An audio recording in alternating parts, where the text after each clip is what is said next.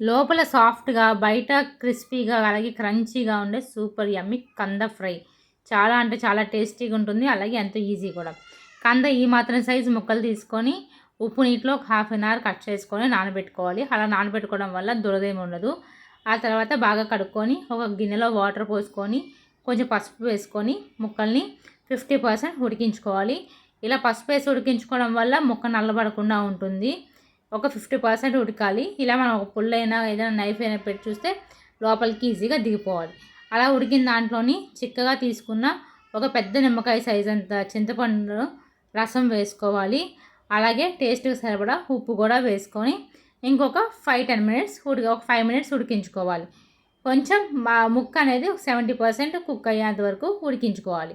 ఇలా ఉడికిన తర్వాత కొంచెం ఉప్పు పులుపు సరిపోయిందో లేదో టేస్ట్ చెక్ చేసుకోవాలి.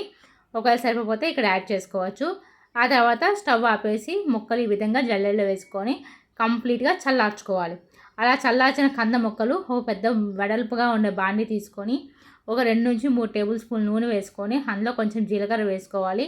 జీలకర్ర వేగిన తర్వాత మనం ముందుగా ఉడికించి చల్లారబెట్టిన కంద ముక్కల్ని ఇందులో వేసుకొని నిదానంగా కింద నుంచి పైకి నూనె అంతా అంటేలాగా కలుపుకోవాలి.